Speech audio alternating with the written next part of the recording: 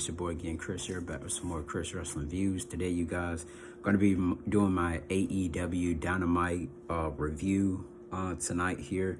AEW just recently went off about 24 minutes ago, and I just want to do the rundown, give you my viewpoints and everything, on the show and what all happened. If, in case you guys missed something or missed the whole entire show, and y'all probably watch NXT tonight or something, or had other things to do. So the opening of the AEW Dynamite was Cody Rhodes and Red Velvet versus Jade Cargill and the big man Shaquille O'Neal, otherwise known as Shaq. All right, so basically how this match went down: Shaq slaps Cody Rhodes' chest, Jade tags herself in, then she wants to fight Red Velvet, and then Austin and Colton Gunn hits Shaquille O'Neal with the chair in the back. Shaquille O'Neal grabs him and throws him over into the inside on the flooring or whatever. Jade gets a table and sets it up, and Red Velvet gets another table and stacks it on top of the other table. And then Shaquille O'Neal goes for like the Razor Ramon type powerbomb move, and then after then Cody Rhodes gets back up, and then they start fighting a little bit here and there. Shaquille O'Neal then gets his eye poked out by Cody Rhodes. Then Cody dives over the top rope as him and Shaq go crashing through two tables stacked on top of each other. And then Jade hits a face plant on Red Velvet for the win. So your winners are Jade Cargill and Shaquille O'Neal, known as Shaq.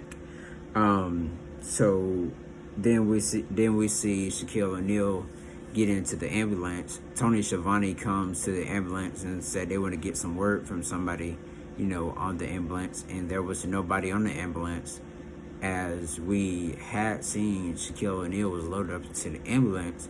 But then again, they opened the ambulance door and there was only a medic that was on there moving stuff on the little shelves back there of the ambulance. So where could have Shaq gone?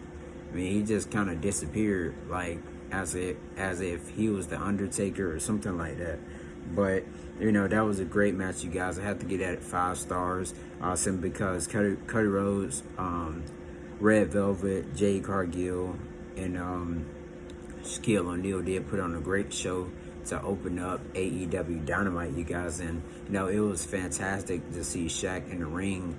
I mean, we all remember him in the ring when it was him and Big Show fighting, and then so on and so forth. But yeah, I have to get that match 5 stars, and congratulations, and good things to come for all 4 of those superstars, especially Jade Cargill. Making her AEW debut tonight. Well, yeah, tonight on AEW Dynamite. All right, so there was a second match, you guys, which was Pac and Ray Phoenix versus 2 jobbers from AEW Dark. One of them was named John Skyler, but y'all probably don't know him. I don't either. But they end up winning with like a net breaker move that Phoenix did in pinfall. I have to give that match a 3.2, even though it was less than like 4 minutes, you guys. Let me say less than 5 minutes. So the match basically only went on for about 3 minutes, and then that was it. So I'd get him at the 3.2. Not really much to talk about in the match, but I'm gonna keep going.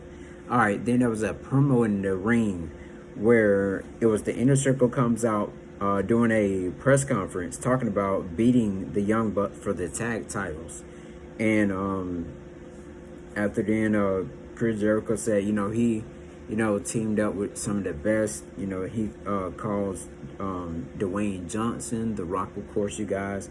And also he said AE's new signee, Paul Wight, a.k.a. known as The Big Show. All right, then Eric Bischoff makes an appearance on AEW and asks, "What is the condition of Papa Buck?" Which basically what happened last week, you guys, on AEW. If you missed it, Chris Jericho and MJF attacked the Young Bucks' father. They, referred to him as Papa Buck. Matt and Nick Jackson, they attacked. Their dad was attacked by MJF and Chris Jericho. Then Nick Jackson and Matt Jackson comes out and said, MJF, what if there was no AEW? Where will you go back to the Rosie O'Donnell show, just standing there? And then that's when I think it was Matt or Nick Jackson said that what would you do, Chris, as in Chris Jericho, if there was no AEW?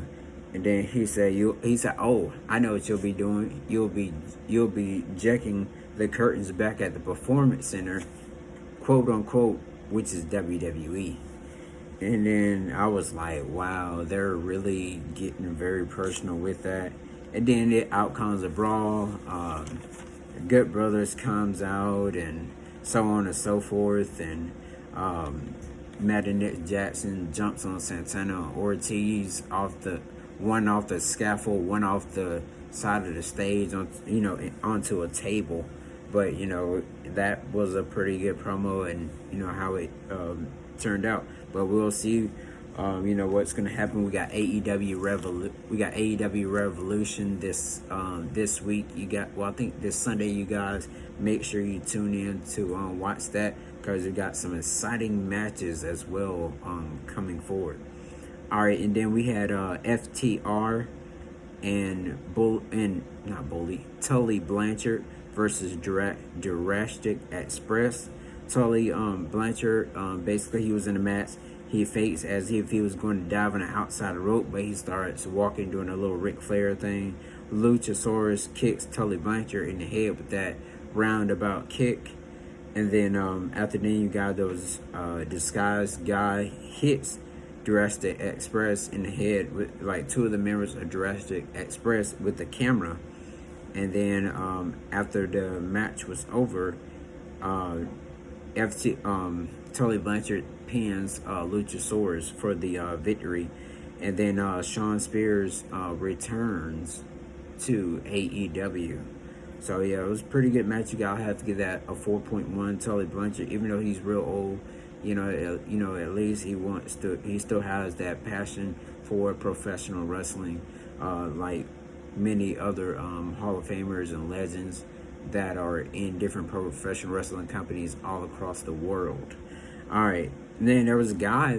He kind of reminded me of Colonel Sanders of the that started KFC, but yeah, he kind of really looked like him. But let's go ahead and continue to go on.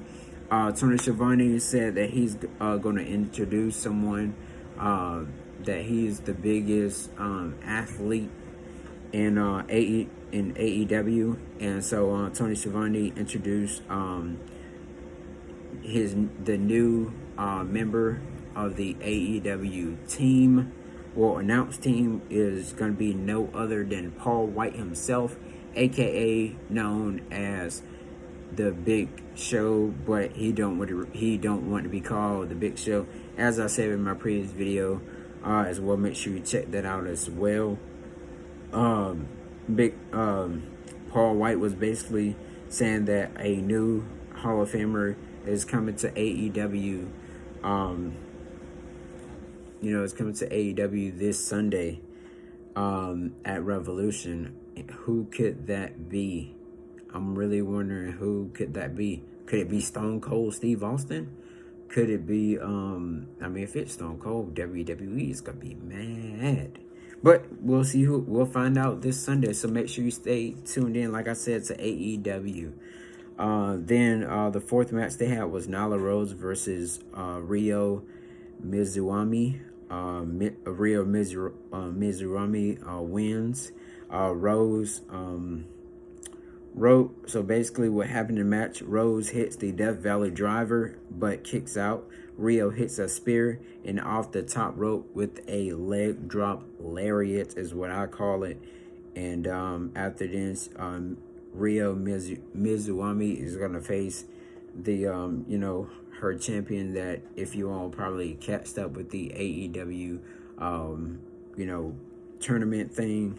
But I have to give that match a 4. It was a pretty steady match. Good match for those two. And, it was a good thing to see Rio Mizuami return back to the AEW team. So then again, you guys, let's go down to the next thing. That was an in-ring thing where Tony Schiavone introduced Sting out to the ring. Sting comes out and Ricky Stark comes out. Or Sting comes out first, talks about what happened last week, that he wasn't ready, and so on and so forth. The Ricky Starks comes out and say that Sting still got it, and that he can admit that, and that how Sting tore the ring up last week and everything. And after then, what's his name? Ricky Starks basically saying that I'm still gonna stick to my word, but you're no icon. And then he slaps Sting. Sting looks mad, and then Sting attacks Ricky Stark, puts him in the death lock, in the Scorpion death lock. Hook then comes out and tries to put his arm around Sting's neck. Sting ends up kicking Hook in the head, and then the rest of the team Taz come out, and then out comes Darby Allin to make the save. And we're gonna see what's gonna happen between Sting and Darby Allin versus Ricky Starks and the Machine Brian Cage. All right, so let's go on to the last two these last two parts. There was Dark Order number 10 versus Dark Order number 10 with -1 versus Platinum Max Casher. Platinum Max Casher ends up picking a victory by the help of Jack Evans, because they're doing this thing like with Matt Hardy giving money and all that for, doing stuff, whatever. But I didn't really give that thing. I really didn't give that match a rating. But let me go on to the main event. Main event was John Silver of the Dark Order and Hangman Adam Page versus Mark Quinn and Big Money Matt Hardy. Match was pretty steady, you guys. I didn't give a rating on that one either, but I would have to say it was a great match, to say the least. But that is what all happened on AEW, you guys. Make sure you like, comment, and to subscribe to Chris Wrestling Views here on YouTube.com. Make sure you tell your mom, your dad, your brother, your sister, your cousins, your friends, whoever watches professional wrestling, to make sure to tune in to Chris Wrestling Views. Most of the time I have someone here with me doing my reviews and doing news and all the other stuff, but today kind of doing it by myself.